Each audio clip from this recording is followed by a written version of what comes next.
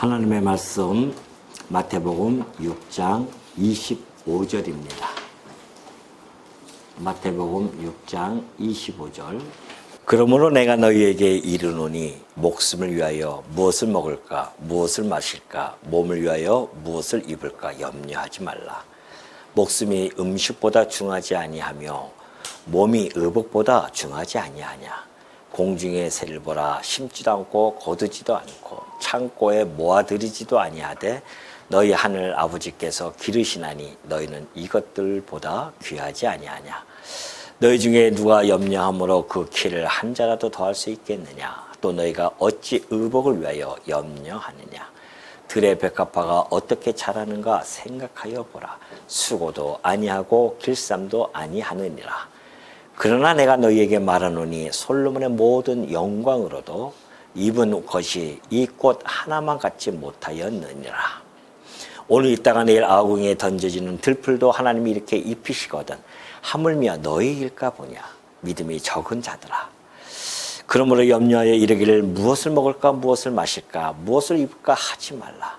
이는 다 이방인들이 구하는 것이라. 너희 하늘 아버지께서 이 모든 것이 너희에게 있어야 할 줄을 아시느니라. 그런즉 너희는 먼저 그의 나라와 그의 의를 구하라. 그리하면 이 모든 것을 너희에게 더하시리라. 그러므로 내일 일을 위하여 염려하지 말라. 내일 일은 내일이 염려할 것이요 한날의 괴로움은 그날로 족하니라. 34절까지 봉독해 드렸습니다.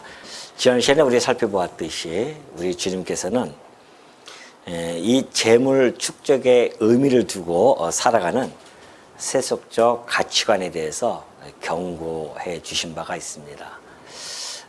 보물을 땅에다가 축적하지 말고 하늘에다가 쌓으라는 것이죠. 그러면서 오늘 이제 25절부터 34절까지 보면은 성도들이 천국 시민으로서의 지녀야 할 그 가치관을 정확하게 제시해 주고 있습니다. 25절에 보니까 24절로 먼저 살펴봐야 됩니다. 25절에 앞에 그러므로라고 하는 접속사가 있죠. 그렇다고 한다면 24절 그 이후에 더 나아가서는 앞에 있는 내용과 매우 밀접한 관계를 가지고 있음을 알 수 있습니다. 먼저 보물을 하늘에 쌓아두라는 거죠. 하늘에 쌓아두는 방식을 우리 주님께서는 예를 들어서 구제를 한다거나 그런 것들이죠. 그러다 보면은 실질적으로 가지고 있는 재물들이 나아갈 수밖에 없죠. 밖으로 나가게 되어집니다. 구제를 한다고 하는 것은 세상적 이치로 보면은 생산성이 없잖아요. 그냥 지출하러 나가는 겁니다. 그러다 보니까는 그런 이제 말씀을 듣고 또 더 나아가서는 우리가 하나님과 재물을 섬길 수 없음을 정확하게 말씀해 주고 계시죠. 그렇다고 한다면은 하나님과 재물을 겸하여 섬길 수 없으면은 근본적인 선택을 우리는 해야 됩니다. 그러면 여러분은 누굴 택하겠습니까? 두말할 것도 없이 재물이죠. 막 입은 제 이렇게 하는데 차마 그럴 수 없으니까 얼굴은 하 웃으면서 하나님이라고 그렇게 말씀하시는 것 같아요. 맞습니다. 우리가 성도가 마음은 막 한쪽으로 쏠리겠지만은 그래도 우리는 마음을 다잡고 하나님만을 섬겨야 됩니다. 우리가 지난 시간에 살펴봤듯이 하나님만이 우리의 주인이시고 왕이시며 우리 이 모든 재물들은 하나님이 주신다는 거 아니겠습니까? 이것이 주객이 전도가 되어지면 안 됩니다. 오히려 인간들이 재물을 섬기면서 하나님을 수단으로 사용하는 그런 어리석음에 빠질 그런 경향이 많이 있는데 오늘 우리 말씀을 아는 우리들로서는 하나님만이 참 주인이시고 모든 재물은 하나님이 주시며 그 재물은 하나님을 섬기는 일에 사용되어지는 수단과 방법이라는 것을 우리들에게 이 창조주이신 우리 주 예수 그리스도께서 이 땅에 오셔서 지금 정확하게 말씀해 주고 계시죠. 하나님을 선택하는 것, 이것이 매우 중요하다는 거 아니겠습니까? 그럴 때에 믿음이 연약한 우리들의 입장에서는 눈에 보이는 재물이 더 가까이 우리에게 힘을 발휘할 수 있는데 보이지 아니하는 하나님을 선택하게 되어질 때에 여러분 마음속에 무엇이 올까요? 두말할 것도 없죠. 염려라는 것이 엄습해 올 수가 있습니다. 인간이 가장 취약한 부분이 뭘까요? 의식주에 대한 염려거든요. 사실 하나님께서 처음에 아담을 만드실 때는 이런 염려가 없었습니다. 왜냐하면 하나님께서 아담을 만드시고 아담을 만드시기 전에 사실은 하나님께서는 뭘 먼저 만드셨습니까? 식물을 먼저 만드셨어요. 인간이 먹을 걸 다 준비해놓고 하나님이 만드십니다. 이 얘기는 하나님이 참 보호자라는 이야기입니다. 하나님은 당신이 보호자이기 때문에 당신의 피조물들이 먹고 생존할 수 있는 모든 것들을 하나님이 책임져 주시는 거죠. 이거 아주 중요한 원리입니다. 이걸 놓치시면 안 돼요. 하나님을 떠난 자들은 이 원리에서 멀리 벗어나 있기 때문에 모든 것을 자기의 힘으로 해야만이 유지할 수 있다고 착각 속에 살아갑니다.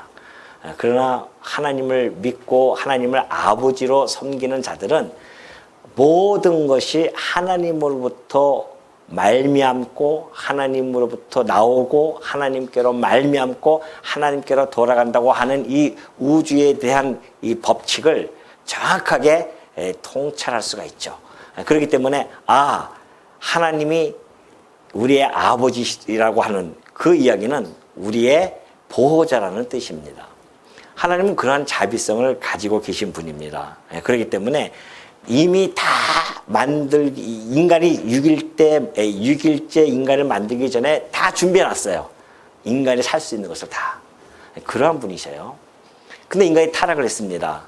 타락을 하고 나니까는 하나님께서 그 복이 이제 인간이 상실하게 되어지죠. 그래서 하나님께서 그 타락한 인간들에게 저주를 하나 주십니다. 그것이 뭐냐면은 창세기 3장 19절이에요. 네가 흙으로 돌아갈 때까지 얼굴에 땀을 흘려야 먹을 것을 먹을 것이다 그래요. 그러니까는 땀을 안 흘려도 잘 먹을 수 있었던 그 인간이 타락으로 말미암아 이렇게 엄청난 의식에 대한 이 먹는 것에 대하여 아주 이 절체절명의 위기에 딱 맞닥뜨린 거죠. 땀을 흘리지 않으면 안 됩니다. 그렇기 때문에 예수님께서 여기 와서 지금 무엇을 먹을까, 무엇을 마실까, 몸을 위하여 무엇을 입을까 염려하지 마라 그렇게 말씀했다고 해서 그렇다고 한다면은 염려하지 말라고 했으니까 앞으로의 어떤 계획, 어떤 뭐 경영이라든가 또 이 현실에 대해서 등한시하고 그냥 누워만 있으면은 될까요? 그런 말씀일까요, 이게? 그런 말씀이 아니죠. 우리 주님이 지금 우리들에게 묻고자 하는 그 의도는 너희들 무엇이 중한디 그러잖아요. 한참 우리 유행되었던 단어 이거 이야기죠. 무엇이 중한디 그러는 겁니까? 너희가 살면서 이 땅에서 무엇이 중하냐 말이죠. 우선순위가 무엇이냐는 것을 지금 가르쳐 주고 계시는 겁니다. 먹고 마시는 것에 지금 우리가 치중하고 이렇게 우리의 시야를 그쪽으로 끌고 가시는 것이 아니에요. 이 말씀하시는 것은 우선순위가 무엇인지를 너희가 알아야 된다는 겁니다. 재물이냐 하나님이냐. 하나님일 때 이 모든 것들 염려하지 말라는 거 아니겠습니까? 그렇기 때문에 하나님께서 25절에 보면 그러죠. 목숨이 음식보다 중요하고 몸이 의복보다 중요하지 않는 거죠. 그러니까 목숨과 몸이라고 하는 것은 어떻게 보면 하나의 본질이죠. 그리고 음식과 옷이라고 하는 것은 수단이에요. 그 본질에 대한 수단입니다. 그러니까 어떤 것이 더 중요하겠어요? 본질입니까? 수단입니까? 본질이잖아요. 그럼 하나님께서 그 본질을 주셨다고 하는 것은 생명을 주신 거 아닙니까? 우리가 목숨과 몸이라고 하는 건 생명이죠. 그 생명을 주신 하나님께서 생명을 유지하는 데 필요한 것들을 안 주시겠습니까? 주신다는 겁니다.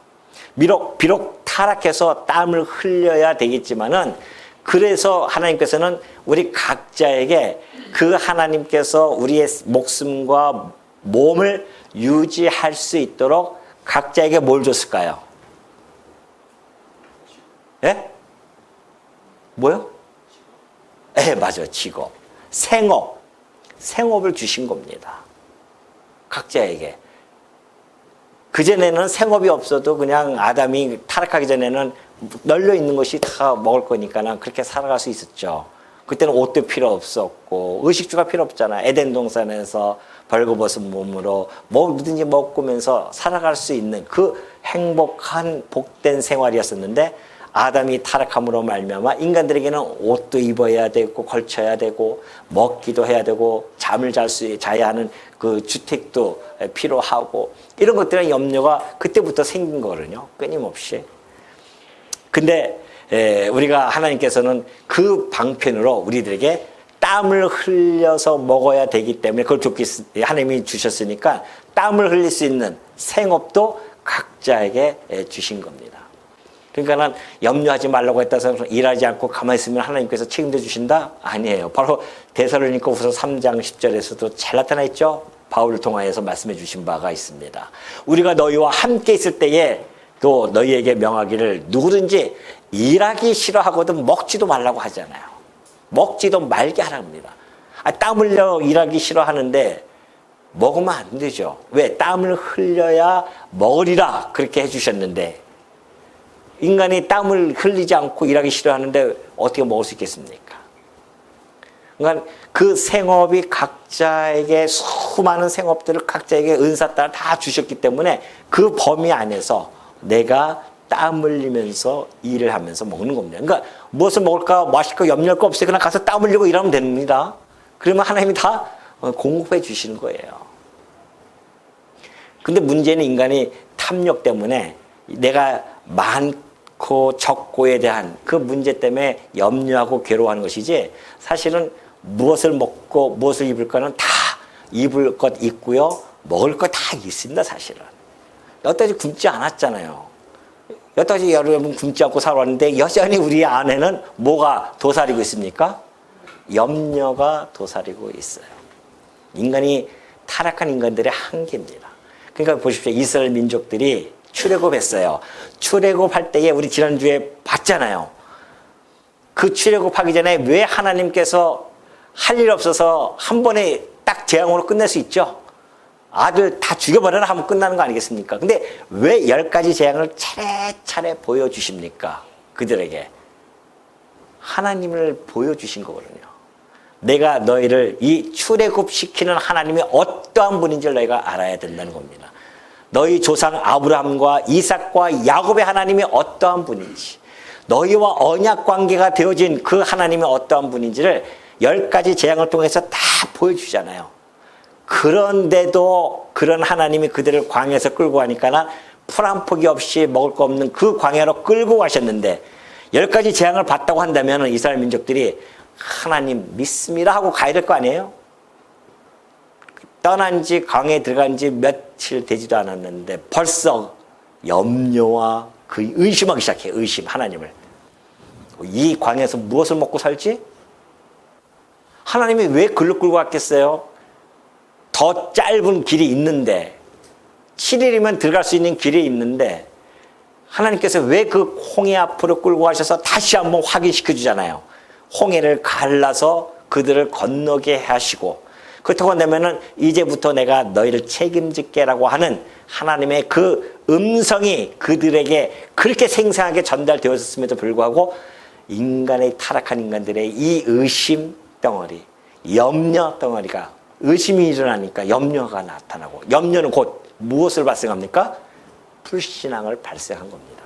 그래서 얻어맞는 거 아니겠어요? 40년 동안 왜 광야 생활하냐 말이죠. 꼭 가데스바네아에서 곧바로 들어가면 되는데.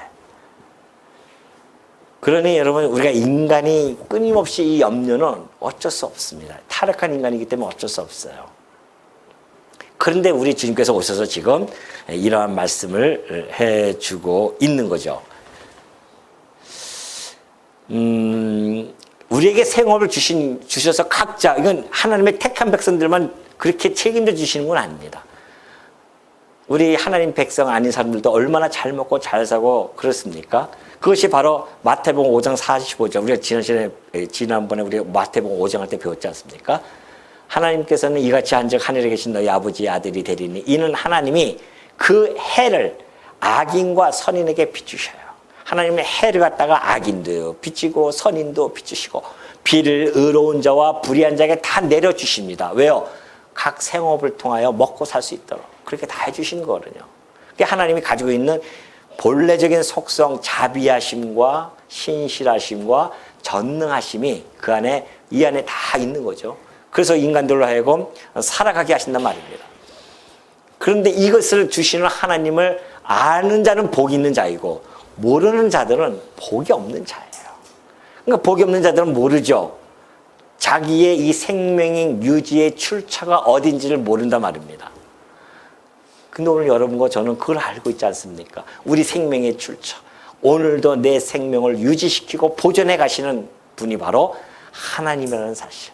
하나님이 나의 마음을 움직여서 땀을 흘리게 하시고 그걸 통해서 나의 가족, 나의 삶을 영위하게 하시는 그 하나님의 놀라운 솜씨. 이걸 우리는 깨닫고 하나님을 찬송하는 거 아니겠습니까? 그러니 염려할 것이 없다는 거예요. 그냥 땀 흘려 일하시면 됩니다. 그래서 25절에 그 말씀을 지금 해주고 있는 거죠. 그러므로 내가 너희에게 이르노니 목숨을 위하여 무엇을 먹을까 무엇을 마실까 몸을 위하여 무엇을 입을까 염려하지 마. 목숨이 음식보다 중하지 아니하며 몸이 의복보다 중하지 아니하냐. 그러면서 자연적인 염려할 필요가 없는 그러한 예를 자연적인 예증을 통하여서 보여주고 있죠. 공중의 새를 보라 심지도 않고 거두지도 않고 창고에 모아들이지도 아니하되 너희 하늘 아버지께서 기르시느니 너희는 이것들보다 귀하지 아니하냐. 너희 중에 누가 염려하므로 그 길을 한 자도 더할 수 있겠느냐 그래요.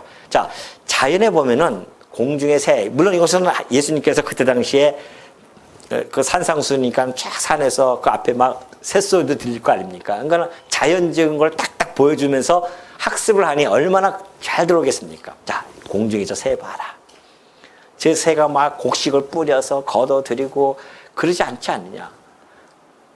근데도 하나님께서 저 새를 잘 먹여 살리지 않느냐 말이죠. 그러면 새는 땀을 안 흘릴까요? 에?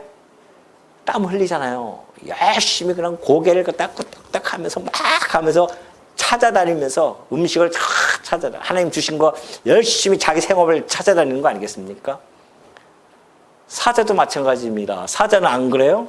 사자도 뭐 자기가 밭을 짐승을 키워가지고서는 잡아먹습니까?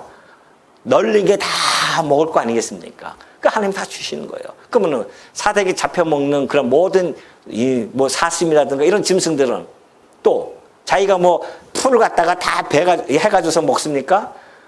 하나님이 늦은 비와 이른 비를 통해서 다 풀을 자라내 가시면 가서 풀을 먹고 포동포동 살찌면 또 맹수들에게 먹이가 되어지고 그러면서 하나님께서는 이 섭리해 나가시는 이 솜씨.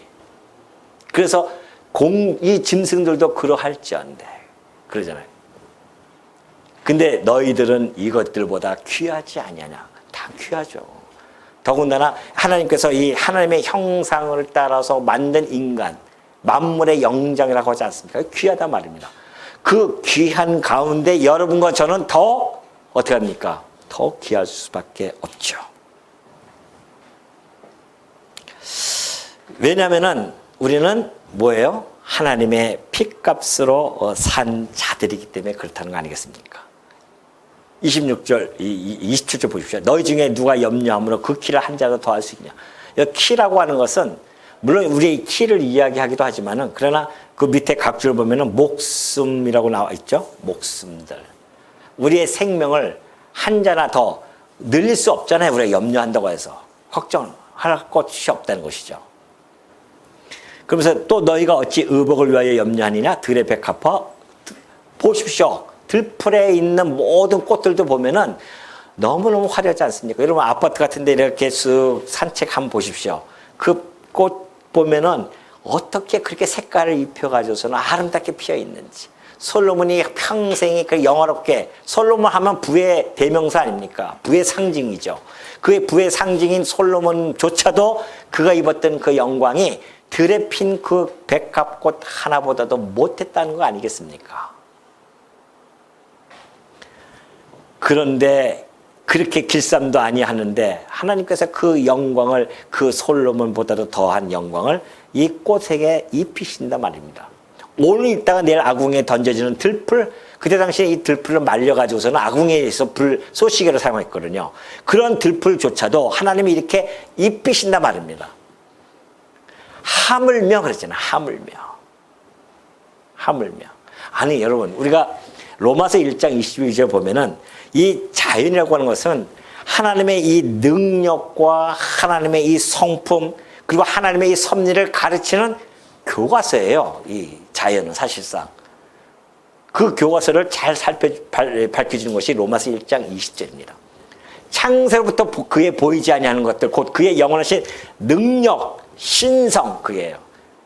능력과 신성, 그 전능하심과 그 신성, 그의 자비하심, 은혜성, 이런 것들이 그가 만드신 만물에 분명히 보여 알려졌나니 그들이 핑계하지 못할 것이다. 그러니까 모든 만물 속에 하나님의 신성이 그 안에 가득 담겨져 있습니다. 이걸 우리가 자연을 통해서 배우라는 거예요. 그게 교과서거든요.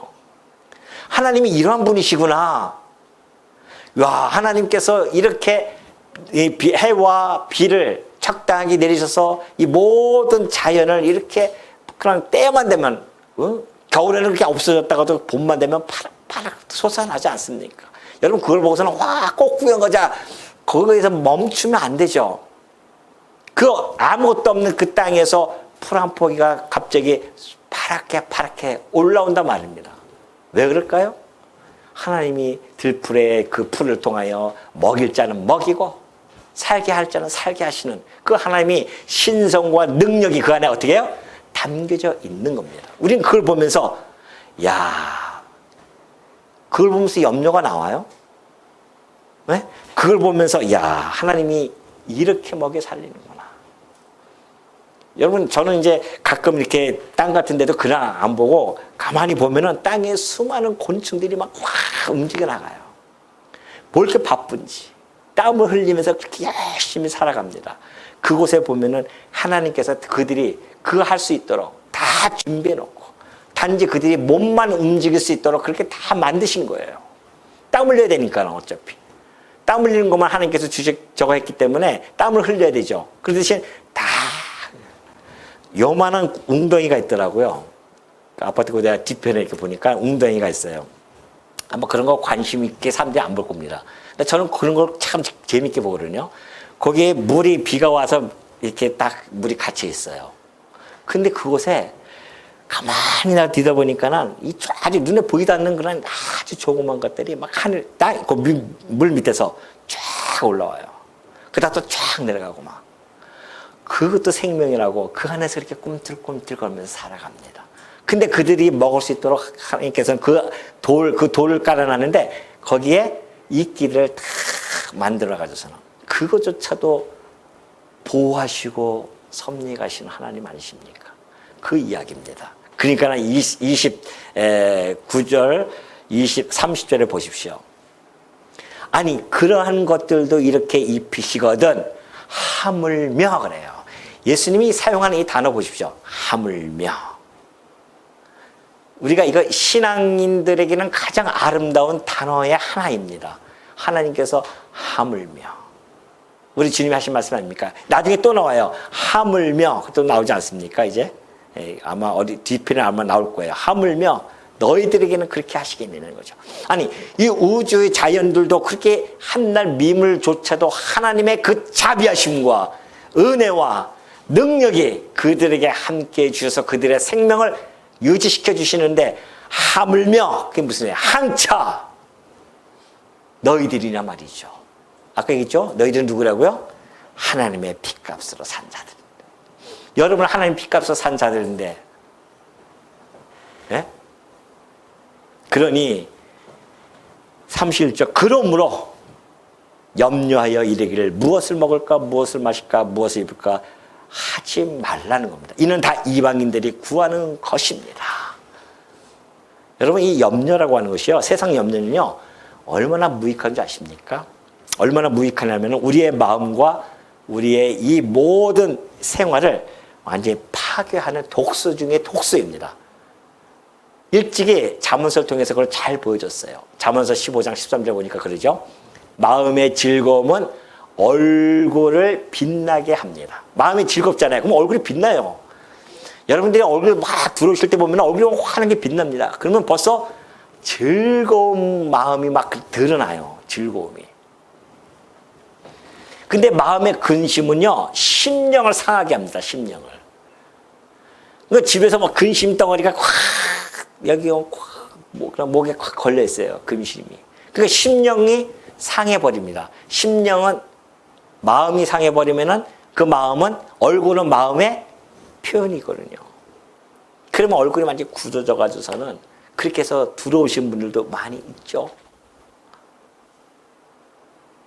또 마음의 즐거움은요, 양리학이에요. 심령의 근심이라고 하는 것은 뼈를 마르게 합니다.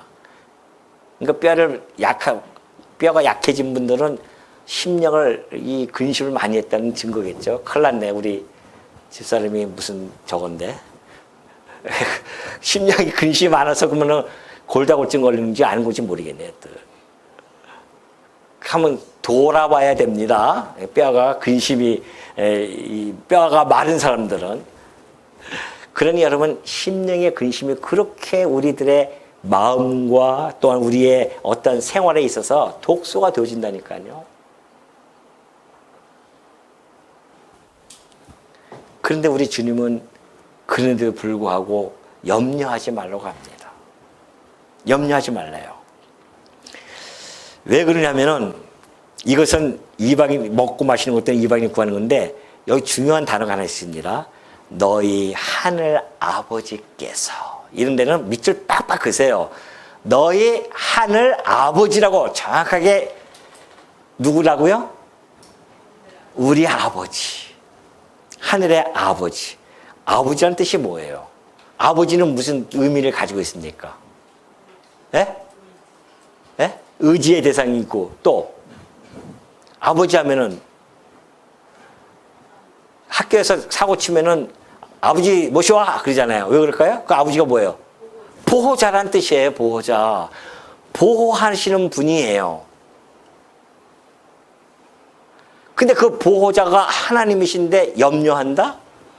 그러니까는 우리 이 말씀을 들었던 베드로가 베드로전서 5장 7절에 이런 말씀을 한 겁니다. 그래도 염려를 어떻게 안 할 수 있습니까? 그러면 염려를 주께 맡겨라. 아버지한테 맡겨. 왜? 보호자시니까. 자식들은 아버지한테 맡기는 거예요. 아빠 와가지고서, 애들이 와가지고 아빠 하면서 자기 고민 털어놓으면은 아버지를 의지하고 보호자니까 아버지에게 맡기는 거 아닙니까? 그럼 아버지는 뭐라고 합니까? 알았다, 걱정하지 마라, 내가 해결해 줄게. 이 아버지가 그런 거죠. 네가 그런 사고를 쳤어? 그럼 너 집 나가. 이런 아버지는 보호자의 역할이 없는 거죠. 너희 염려를 다 주께 맡기라. 이는 그가 너희를 돌보시며 그러잖아요. 주께서, 아버지께서 돌보신다니까요. 핏값으로 산 우리들을 돌보십니다. 그러면서 뭐라고 합니까? 이는 다 이방인이 구하는 것이라 너희 하늘 아버지께서 이 모든 것이 너희에게 있어야 할 줄 아신다는 겁니다. 이 모든 것, 우리가 살아가면서 필요한 모든 것들, 그런 것들이 다 아버지께서 아셔요. 그러니까 로마서 8장 31절에 그러지 않습니까? 32절 뭐예요? 자기 아들을 아끼지 아니하시고요, 우리 모든 사람에게 위하여 내주신 이가 누구냐? 아버지입니다. 아들마저도 그 생명을 던져서 우리를 위하여 내어주신 분이에요. 그런데 어찌 그 아들과 함께 모든 것을, 아들뿐만이 아니라 모든 것을 우리에게 주시지 아니하겠느냐는 것이죠. 이거 말씀이 이 말씀이에요. 이 모든 것이 너에게 있어야 할 줄 안다는 거 아니겠어요? 다 모든 거 더 해준다는 거 아니겠습니까? 불신자들은요, 이 하나님에 대한 아버지가 없잖아요. 그들은 천부가 없단 말, 하늘의 아버지가 없단 말입니다. 그렇기 때문에 세상적인 염려, 근심, 염려와 근심거리인 의식주에 쫓기면서 살아갑니다. 그러나 우리 성도들은 천부가 있지 않습니까? 천지의 주재자이시고 그분이 이 모든 생사가 하나님 주권에 달려있다고 하는 이 지식을 알고 있는 자들이 성도고 하나님의 자녀들입니다. 그렇다고 한다면 우리의 필요를 채워주실 것에 대한 확고한 믿음이 있습니까? 없습니까? 소리가 영... 있습니까? 없습니까? 있어요? 진짜? 확고한 믿음 있습니까? 그래요. 혹시 그래도 난 염려하고 싶어요. 이러신 분들은 우리 바울을 본받으십시오. 바울은 세상적 가지고 염려한 적이 없습니다. 오로지 육적인 염려에서 영적인 염려로 전환시켜 나갔습니다. 바울이 염려한 건 뭐예요? 교회를 위하여 염려했었어요. 성도의 신앙이 올바로 세워지기를 염려했었고 교회가 어려움을 겪으면 그때 하나님 앞에 근심을 털어놓기도 하고 영적인 염려를 해야지 그저 치사한 게 아니고 그 뭐예요? 예? 육적인 걸 가지고서 염려하고 살아간다? 그러면 아버지에 대한 불신이고 아버지를 무시하는 처사입니다. 그거는. 우리 아버지가 누구라고요? 천부 하늘에 계신 아버지. 그분이 누구라고요? 전능자, 못할 것이 없는 분이십니다. 그분이 자비로우신 분이시고요. 당신의 아들까지 몽땅 내어주실 만큼 우리를 사랑하시는 아버지세요. 근데도 여전히 우리가 염려한다면 우리 아버지가 얼마나 섭하시겠습니까? 지금까지도 먹이고 입히고 살아오게 해주셨는데 그런즉 그러잖아요. 그러면 도대체 우리는 뭘 구해야 됩니까? 그런즉 너희는 먼저 그의 나라와 그의 의를 구하라. 그리하면 이 모든 것을 너희에게 더하시리라. 먼저 우선순위가 있습니다. 우리가 염려하고 우리가 구해야 할 것이 따로 있어요. 세상 것 구하는 거 아닙니다. 성도들은. 그건 하나님께서 알아서 다 주실 것이에요. 우리가 구할 것은 그의 나라와 그의 의라고 하는 것입니다. 자, 하나님 자녀가 구해야 할 내용이 정확하게 제시해주고 있는데요. 세상적 욕망이 아닙니다. 세상 사람들이야 세상적 욕망을 하죠. 그러나 예수님께서는 세상적 욕망을 구하지 말고 영원한 가치를 구하라는 겁니다. 이 말씀은 우리들에게 삶의 새로운 질서를 도래하게 하신 겁니다. 우리는 그동안 살면서 끊임없이 땅의 것을 구하고 땅의 것을 바라보며 살아왔는데 우리 주님 2000년 전에 오셔서 하늘에서 하나님의 아들로 이 땅에 오신 하나님의 아들이 지금 당신의 자녀들에게 선포하는 말씀입니다. 너의 삶의 새로운 질서가 도래해야 된다. 이 땅의 것이 우선이 아니라 영원한 것이 너희의 삶의 우선 가치로 옵니다. 그러니까 우리의 삶이 완전히 바뀌어버리는 겁니다. 그저 땅만 보고 살았던 우리들을 영원한 하늘나라를 바라보면서 살아가게 하시려고 이런 말씀을 지금 우리들에게 주고 계시죠. 영원한 가치로움이 뭘까요? 그 영원한 가치로움은 바로 하나님께서 약속하신 그의 나라와 의라고 하는 것입니다. 여러분 이것이 얼마나 중요하냐면은 이것은 이미 하나님께서 우리가 잘 알고 있는 내용 아닙니까? 하나님께서 영원 안에서 작정을 하셨어요. 뭘? 하나님께서 나라와 의를 작정하셨습니다. 이것을 하나님께서는 언약을 해 주셨어요. 누굴 통해서? 아담을 통해서. 아담에게 나라를 세워줄 것을 약속해 주었죠. 그리고 의도 하나님께서 세워줬는데 그 의가 바로 금과 법이었었고요. 그리고 하나는 가죽옥 사건이었습니다. 이게 하나님의 의였었어요. 자, 금과 법, 이것은 먹지 마. 하나님의 법이죠. 율법입니다. 선악과는 먹지 마. 생명과 나머지는 다 먹을 수 있어. 이게 금과 법이 아니었습니까? 하나님의 말씀을 따랐으면 얼마나 잘 먹고 잘 살겠습니까? 근데 이걸 범하죠. 하나님께서 그걸 정죄합니다. 이게 정죄법이에요. 죄가 이 금과 법을 따먹고 죄를 져가지고서는 사망 가운데 처하게 되죠. 근데 하나님께서는 놀랍게도 당신의 가죽을 옷을 해 입히심으로 말미암아 사죄 기능을 더하여 주십니다. 이것이 하나님의 의예요. 이게 원형적인 하나님의 약속이 있었습니다. 이것이 실체적으로 이루어질 것을 모형적으로 보여준 것이 바로 뭐예요? 아브라함이죠. 아브라함에게 그대로 나라를 약속을 해 주십니다. 언약해 주셨죠, 나라를. 그리고 그 나라를 세워주신다. 모형적으로 세워줬어요. 반드시 이루어진다는 것이죠. 나라를 세워주고 또 뭘 줬습니까? 모세를 통해서 율법을 주시죠. 의를 주신단 말입니다. 이게 율법. 이것이 이제 율법 아닙니까? 율법. 율법 뭐예요? 정죄 기능이 있고 사죄 기능이 있죠. 정죄는 뭡니까? 율법, 계명과 율례. 사죄는 뭐예요? 규례. 제사 아닙니까? 똑같은 거예요. 사죄 기능. 하나님께서 율법 안에 이걸 집어넣습니다. 너희가 죄를 안 질 수가 없다. 그 죄를 정죄를 당해요. 그러면은 사망 가운데 처한단 말입니다. 그때에 짐승을 잡아서 죄를 사해 주시는 거죠. 이것이 바로 이 원형이면 이건 모형이지요. 예수님께서 하나님께서 짐승을 가죽옷을 희생시키고 가죽옷으로 허물을 덮어 주었듯이 이건 원형적이라 그냥 계시의 점진성에 의해서 이것은 원형적이니까는 제대로 안 나타났죠. 그걸 성문화시켜서 보여주십니다.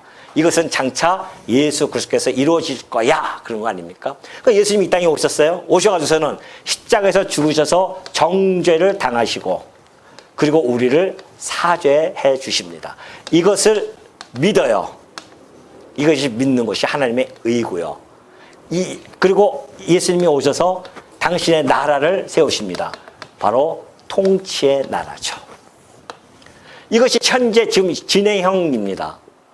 예수님께서 이 땅에 오셔서 그의 나라를 이 땅에 세우셨어요. 그래서 지금 당신의 통치 영역에 있는 자들, 교회 아닙니까? 다 통치 영역에 뒀어요. 그리고 당신의 통치 영역에 있는 자들이 어떻게 들어오냐면은 하나님의 의로 들어오는데 바로 나를 위하여 십자가에서 정죄당하 죽으시고 나를 위하여 죄를 용서해 줬다는 것을 믿는 자들에게는 하나님 나라의 백성이 되어서 그의 통치함이 있는 겁니다. 그러니 이것이 현재 성취가 되어진 거죠. 그럼 이것만 끝나는 것인가? 아니에요. 마지막 날 하나님 나라, 진짜 하나님 나라가 실체적이죠. 완성이 되어집니다. 이 나라, 하나님 나라가 완성이 되어집니다. 예수님 이 땅에 오시면 완성, 실체적 완성. 그리고 그 나라의 의가 뭡니까? 바로 사랑의 법. 사랑의 법이 실현되어지는 것. 정의와 공의와 사랑의 법에 의해서 하나님 나라에서 영원토록 그 사랑의 통치를 받으면서 우리가 살아간다고 하는 것. 이것이 이제 역사적 종말에서 나타나는 마지막 하나님의 이제 프로그램의 마지막이죠, 이게. 그러니 우리가 지금 이 땅에 살아가면서 여전히 하나님 나라와 의를 구한다고 하는 것은 이미 온 그 하나님의 나라, 그리고 아직 오지 아니한 그 하나님의 나라를 다 구하는 겁니다. 지금도 여전히 우리가 하나님 나라를 구한다고 하는 것은 하나님이요, 이 하나님이 그리스도의 통치가 여전히 내 마음속에 함께하여 주시옵소서, 그런 이야기죠. 나를 움직여 나가시고 내가 주께 순종하면서 살아가게 해달라는 것.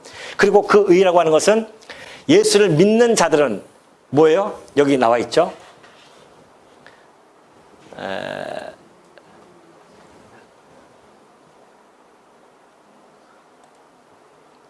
요한복음 3장 18절에 나오잖아요. 그를 믿는 자는 뭐예요? 심판을 받지 않는 것이요, 믿지 아니하는 자는 하나님의 독생자의 이름을 믿지 아니함으로 벌써 심판을 받은 것입니다. 그러니까 그를 믿는 자들은 구원을 받은 것이고 그를 믿지 아니하는 자들은 뭐예요? 심판입니다. 이것이 하나님의 의예요. 그걸 구하는 겁니다.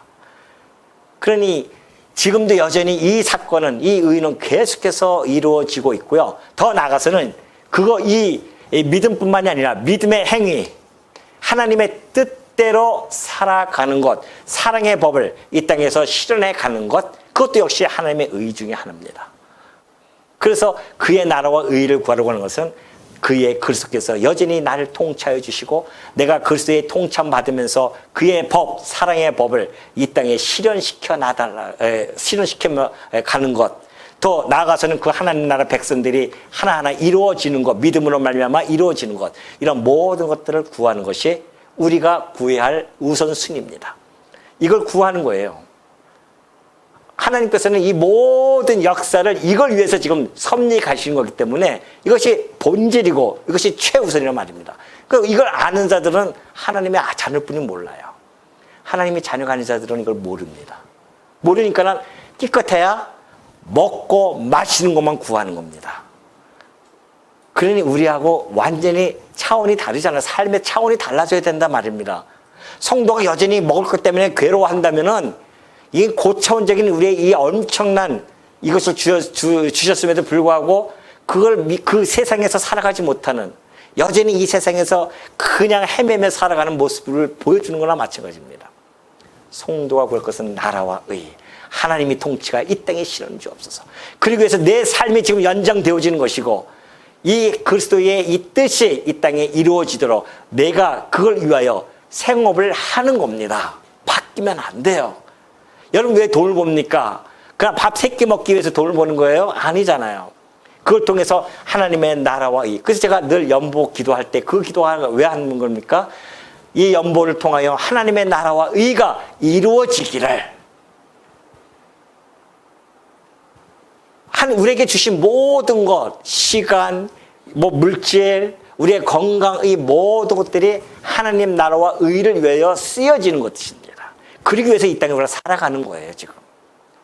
그것이 삶의 목적이 돼야 되지, 이 땅에 생명 연장시키는 것이 목적이 아니라니까요. 70년에서 80년 연장하면 뭐 하겠으며, 100년 연장하면 뭐 하겠으며, 200년 연장하면 뭐 하겠어요, 이 땅에서. 맨날 수고로운 뿐일 텐데.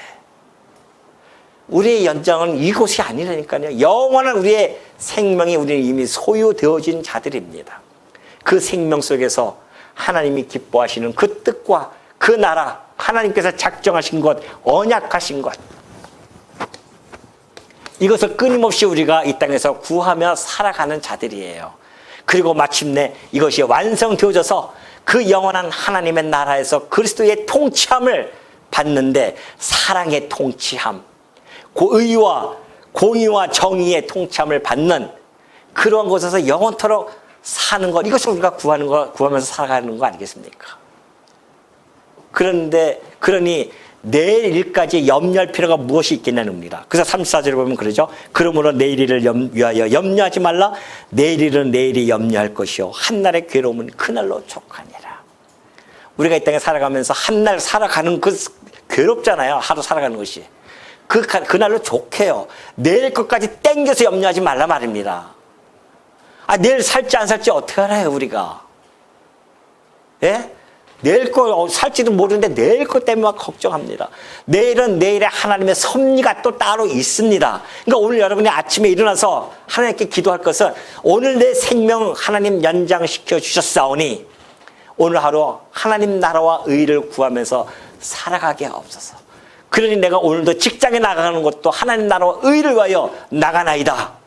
벌써 삶의 방향과 목적과 그 지향점이 완전히 다르잖아요, 세상 사람들하고는.